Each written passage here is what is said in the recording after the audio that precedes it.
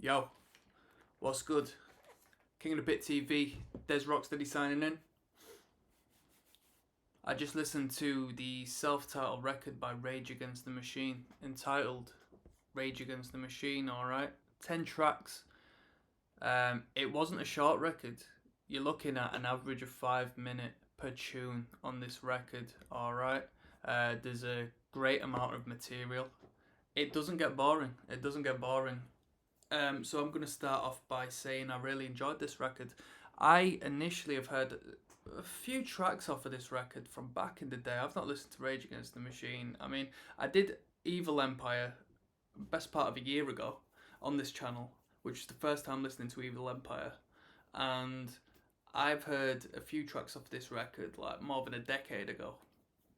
And that was about it. I mean, I enjoyed the music back then, but I hadn't listened to the record in its entirety, so we've decided to listen to that tonight. I've done an entire commentary track by track by track. It should be on the channel. If not, it's on the Patreon, King of the Pit TV. First and foremost, a lot of groove on the record. Heaps of groove. Secondly, fantastic band. Tom Morello speaks for himself. Very unique, very creative. Knows when to play and when not to play. Bass guitarist, and I say this respectfully, I might have credits actually. I don't know. So respectfully, I don't know the names of the other members of the band. The bass guitarist comes up with some fantastic riffs. You know, doesn't just follow Tom Morello. Exists in a world of his own. Exists in the bass frequency, and that's exactly what you want, especially with a 4-piece such as this, where there's 3 instrumentalists. The drummer, groovy as hell. Potentially the weakest member of the band, but that goes to show how high the standard is, because he does everything that's necessary and has incredible style and groove and power. Very good. Songwriting wise, brilliant. The song structure is fantastic. It seems as if I don't know if this theme continues on in the later records, but we had at least 4 tracks, if not 5, where the end third, the end portion, or the end quarter, let's say, of the track, the last minute or so, will be a very low dynamic, low volume build up into a big explosion at the end, where there'll be a repetition of one particular line or 2 lines, and then that'll be it. That's a Rage Against the Machine thing. Really good.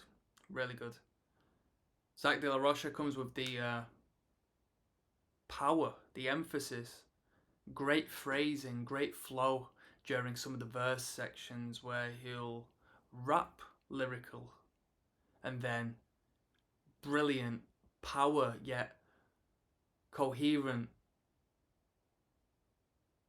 content, lyrical content. When he screams and he shouts, he doesn't do so to the point of muffling and creating undecipherable message. It's always heard. You always hear what he's saying, and that's brilliant. Great technique. I'd say there was 2 tracks which I felt weren't as strong as the rest, and that would have been Township Rebellion and Settle for Nothing, but that's my personal taste. Settle for Nothing just sort of killed off the energy, in my opinion, because the first 3 tracks, Bomb Track, Killing in the Name, Take the Power Back, wow, absolutely mind blow, so good. What more can I say? Production wise, the production was spot on. It feels like the production on this record was better than the second LP, Evil Empire, from what I remember of Evil Empire. I'm very happy with this record, brilliant.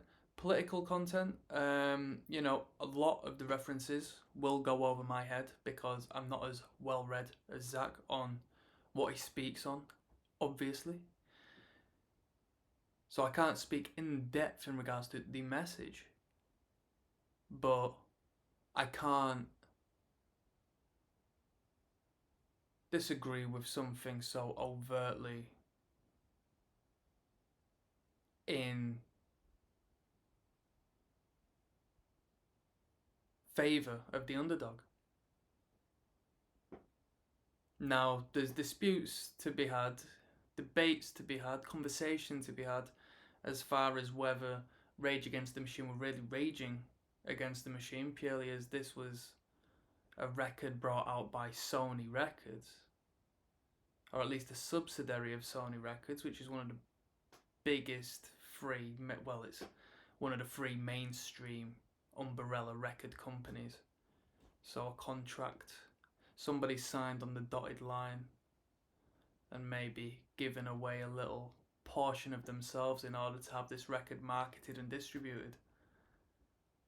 But that's something we're going to learn about. We're going to have a look into the history of Rage, because I could just be completely wrong. They might have had the upper hand. Who knows? Who knows? I'm going to rate this record 9 out of 10. I'm going to rate this record 9 out of 10. I never give any rating this high for records. I mean, I don't remember what else I did what was 9 out of 10. But this is a fantastic record. It's at least 50 minutes long. And from start to finish, it's so concentrated and explosive from start to finish. There's no filler. There is no filler throughout the entirety of this record. And that is amazing. That really is amazing. Am I going to return to this record? Possibly not. And I tend to take away a few marks, if there's no replay value. But that's purely because it's a little long-winded for me. I'm not too fussed about listening to 5-minute odd tracks that go through the motions, unless it not in like a, not as intense as this is. If it's a different genre, something a bit calmer, smoother, cooler, I might do, but I'm not actually going to go out my way to deduct points for that, because I understand the value of this record and it's absolutely pristine. I love it. So I'm signing out, people. I'll see you on the flip side. One love.